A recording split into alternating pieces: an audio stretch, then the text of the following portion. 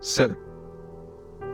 في الحلقة اللي دازت كنت كندوي على وجود الخالق، واش كاين الله ولا ما كانش. توصلنا في التالي باللي ان الله له وجود. كاينين الناس اللي فهموا المضمون ديال داك الحلقة، وكاين اللي خلى الفكرة الأساسية وشد في الفرعيات منها. كاين الناس اللي دعاوني باني كافر وان عيوننا غمت على الحقيقة، وكاين اللي شكك في الأقوال واللي هي في الأصل أبحاث خدات من العلماء كبير باش يوصلوا ليها، وكاين اللي ردني ما تنعرفش في الدين الإسلام، وكاين منهم بزاف. واخا الفيديو قصت فيه ديانات كاملين، إلا أن المسلمين وحدهم اللي حسوا أن الحلقة اللي دازت فيها تهديد لدينهم. داك الشيء علاش ارتأيت في هذه الحلقة اليوم انني نشوف واش بصح فاهمين الاسلام ولا غير كنخربقوا. كما العاده لقيت بلاصه كالم ارتاح وتصنت مزيان الاسلام اللي ما قراوش. نبداو اول حاجه بالفكره اللي تيقوم عليها الدين الاسلامي، واللي هي خلق ادم وحواء. هاد القصه اللي كتبين لينا باللي الله فضل آدم على الملك اللي كان مخلوق من النار واللي هو إبليس، وباللي من بعد ما رفض أمر الله أنه يسجد لآدم نفاه من جناته وأصبح الملك اللقيط والمنبوذ. بل الإسلام كيقول باللي الله تحداه واللي هو خلقه واللي يقدر يحيده من الحياة بكل سهولة، لكن الله قال لإبليس سير لقد ديت الشيطان بين الناس غتكون ربحتيني. تنظن انه ربح في هذه اللعيبه. وهذا باقوالكم نتوما ان الاله يتحدى خلقه.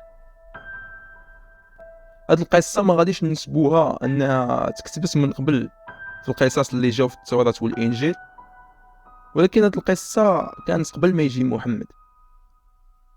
تواجدت هذه القصه اللي كيدعي محمد الصحابه ديالو انها من عند الله في الادب الهخامي، واللي ما عنده حتى علاقه بالتوراة، بل هو من صناعه بشريه. هاد القصص يهودية كتدوي على طريقة الخلق والحياة، لكن هاد المؤلفات كانت قبل ما يجي محمد بأكثر من 300 سنة. يعني القرآن ما بقاش من عند الله كما قالوا لنا، يعني كذبوا علينا. هاد الأسئلة ماشي أنا اللي غادي نجاوبك عليهم، ولكن أنت عندك عقل اللي ميزك به الله باش تفكر. وهاد الشيء اللي قلت تقدر تبحث عليه وتشوف هو صحيح ولا لا. باش نثبتوا هذه الفكره غادي نزيدوا قصه اخرى مذكوره في القران، واللي هي قصه البقره الصفراء اللي تذكرت ودارت عليها الصوره كامله سميتها سوره البقره. هذه القصه هي قصص من الاساطير اليهوديه قبل محمد بمئات السنين. القصه المشهوره ديال قابيل وهابيل اللي جاء فيها القران وقال: من قتل نفسا بغير نفس أو فساد في الأرض فكأنما قتل الناس أجمعين، ومن أحياها فكأنما أحيا الناس جميعا. هذا اللي كياخذوه المسلمين دفاعا على أن الإسلام هو دين التسامح والتراحم. بغيت نقول لك أخي وأختي المسلمة والمسلم أن هذه القصة وحتى الجملة أو الآية ذكرت من قبل في كتاب إسرائيلي الاسم ديالو ميشنا ساندريان. يا ربي نكون قلت السمية هي. وهذا الكتاب اليهودي اللي كيدوي على أمور الشريعات اليهودية اللي كتنظم حياة بني إسرائيل، تكتب قبل ما يجي محمد بأكثر من 400 سنة. إذا مشينا للفصل الرابع من هذا الكتاب غنلقاوه كينهي فيه بني إسرائيل أنهم يقتلوا بدون سبب، وجاءت الجملة اللي كتبين مضمون، وهو أن اللي قتل الشخص كأنه قتل العالم، واللي نقتل شخص كأنه نقتل العالم. وهنا الكتاب كيذكر القصة ديال قابيل وهابيل كما جات في القرآن.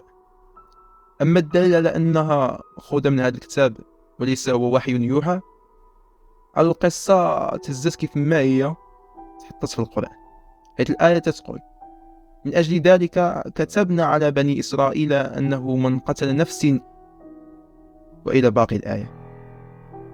يعني السؤال هنا، القرآن كان كيدوي في هذه الآية على البداية ديال الخلق، اش جاب بني إسرائيل في الموضوع؟ أنا نجاوب. بني إسرائيل ذكرت حيث اللي هز القصة هزا بكلشي ليه، حتى أنه تغاب ونسي حيد بني إسرائيل من الرواية. أولا القصة الشهيرة ديال أصحاب الكهف واللي عندها صورة كاملة كدوي عليها. بغيت نقول لك بلي هاد القصة ذكرت بزاف د المرات في الأساطير الإغريقية واليونانية، عندها بزاف ديال الروايات، ولكن كيبقى أصلها كان مسيح، واللي كيدوي على 7 ديال الأشخاص مسيحيين، وماشي 5 وسادسهم كلبهم أو 3 ورابعهم كلبهم. أبوهم البطش ديال الإمبراطور الروماني اللي كان سميتو ديسيوس.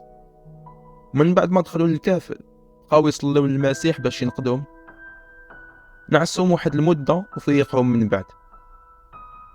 وهذه القصة ماشي إسلامية وماشي من عند وحي محمد، بل هي قصة كتبها بشر، هي قصة بشرية. وهكا بالنسبة للقصص كاملين اللي جاو في القرآن، إذا قلبتي على الأصل ديالهم غتلقاهم قبل ما كان محمد أصلا، وهذا الشيء تقدر تقلب عليه وتقرأ لراسك. بعد شوية على القصص ونمشيو للأحكام اللي جا بها القرآن. كما جاء عن عائشة أن كانوا آيات في القرآن عن رضاعة الكبير، وجاء في القرآن على أن باش وحدة وواحد يبقاو في بيت بوحدهم لازم المرأة ترضع ذاك الراجل 10 المرات. حديث عائشة رضي الله عنها عندما تقول ذلك أن كان فيما أنزل من القرآن 10 رضعات يحرمنا، هذا نزل كما قالت عائشة رضي الله عنها. نعم. لكن من بعد نزلت 5 رضاعات، نسخنا ب5. ولكن من بعد ما مات محمد الآيات اللي كانت كتدوي على رضاعة الكبير كلها تلفت. ثم نسخت الخمس نسخت. وعند عائشة مرة أخرى اللي قالت بلي سورة الأحزاب كانت كتحتوي على 200 آية، ولكن من بعد موت محمد ولات السورة ديال الأحزاب فيها غير 73 آية لا أكثر.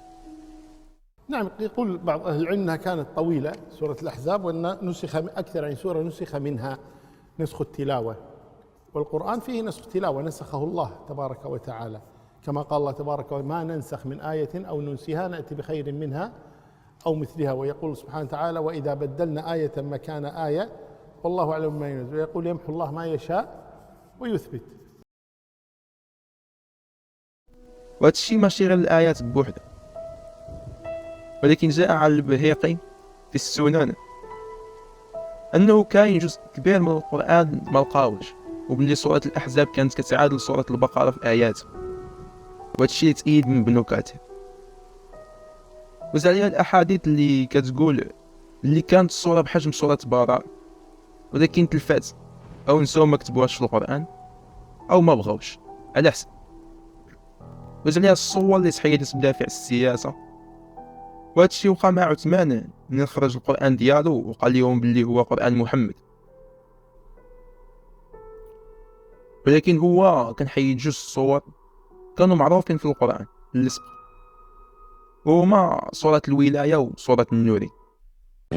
سورة الولاية المفتراه، ودي ذكرها النور الطبرسي وغيره، والهاشمي في كتاب النورين، سورة النورين. أيوة. بس جاي النورين هنا سورة الولاية: يا أيها الذين آمنوا.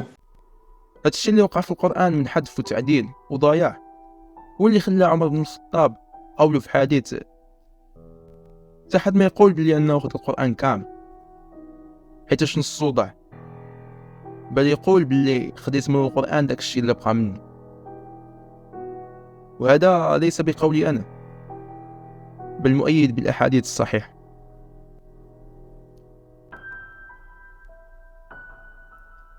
منين دابا عرفتي هادشي كامل وبلي هادشي مأيد بأحاديث ديال السنة؟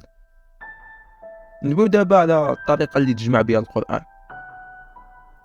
في الرواية الإسلامية محمد مشى لغار حراء، نزل عنده ملاك بدا يتلي عليه وقال له بلي انت هو النبي الذي ستخلص البشرية، وأن أمتك ستكون خير أمة أخرجت للناس. خصهم يديروا حاجة وحدة، يتبعوا هذا الكتاب اللي كان مكتوب منذ الأزل، محفوظ لن يمسه أذى، وبتشريعاته وأحكامه يخلي البشرية تعيش في سلم وسلام. وهذا الكتاب ولو أنه كان كامل مكتمل محفوظ، إلا أن جبريل ما عطاش الكتاب لمحمد ديريكت، بل بدا كينزل عليه قطرات لمدة 23 سنة وتسالى كما مات براسو. هادشي اللي قراوه لك المشايخ والموروثات من الأب إلى الابن. إلا أن القرآن من بعد ما مات محمد كان باقي ما كاينش أصلا، وإنما القرآن حاول يتجمع من بعد الحكماء العرب من بعد موت محمد ب20 سنة. وعلاش قلت غير بعض منهم؟ حيث الحكماء الآخرين خداو باللي جمع الآيات اللي نزلت على محمد في كتاب واحد بدعة، حيث محمد كان عايش وما جمعهمش، فعلاش غنجمعوهم حنا؟ وهاد الآيات اللي غيجمعوا ماشي أن كل صورة مجموعة محطوطة في بلاصة كتسناهم غير يجمعوها في كتاب، لا، الآيات كانت نصها مكتوب على الجلد ديال الحيوانات وشي على أوراق النخيل.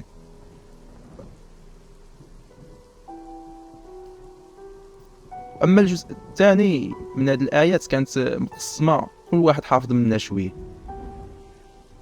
وكان عثمان بن عفان هو اللي أمر باش تجمع هذه الآيات اللي نصها تلف ودار في كتاب واحد. منين تجمعات كتاب سميتو القرآن، صنعوا منه نسخ وتفرقت على باقي الدول الإسلامية. غير حاجة واحدة أخرى، القرآن اللي كان حط عثمان ما كانش منقط، فمن بعد 50 سنة من تنشر بدا يتنقط. وغير حاجة أخرى، القرآن بدا يتشكل حتى من بعد 50 سنة من يتنقط. يعني هنا كندويو على 100 سنة وكثر باش دا القرآن اللي مازال حتى لدابا. ممكن هو ما نعرف. شوف،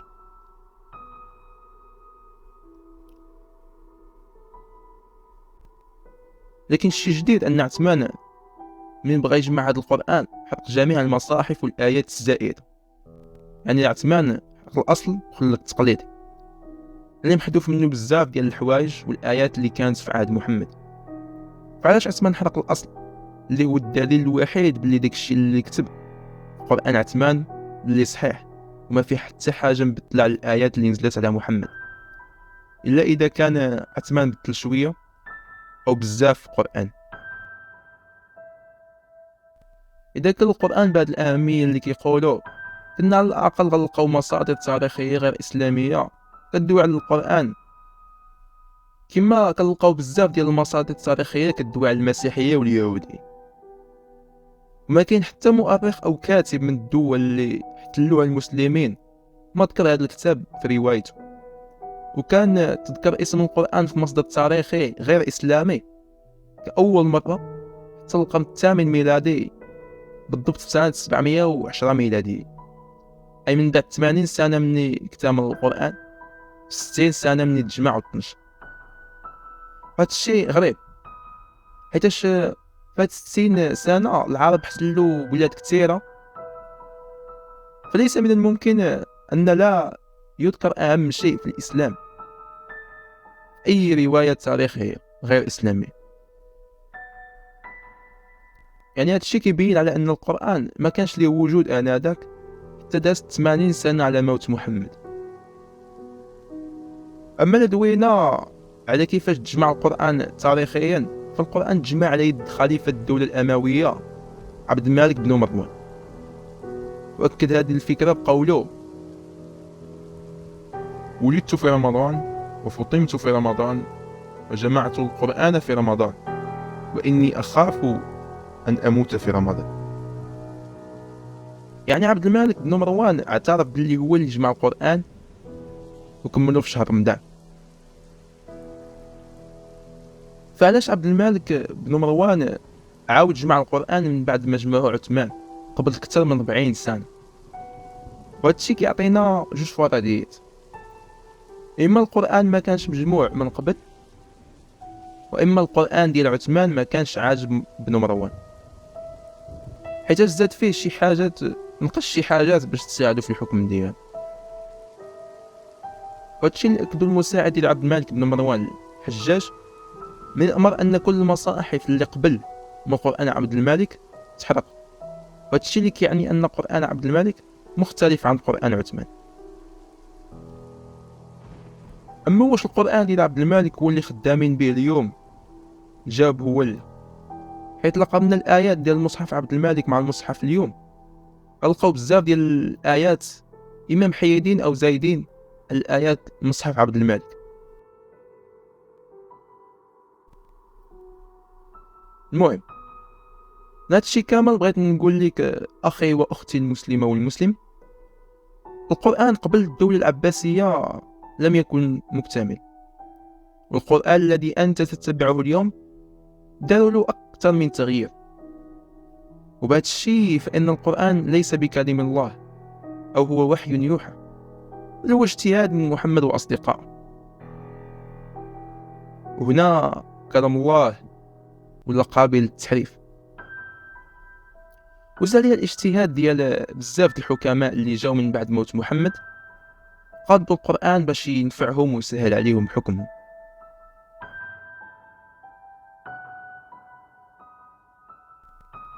وهذا هو دليل على أن الإسلام هو فكرة بشرية وليس وحي من عند الله. فأنت وانتي اللي كتفرجوا، واش تقدروا تثبتوا أن كلامي خطأ؟ واش تقدروا تحلوا له السؤال اللي تطرح من قبل تطرح دابا وغيبقى يتطرح في المستقبل، واللي سمعناه بزاف حتى عينا منه؟ أين الدليل على صحة الإسلام؟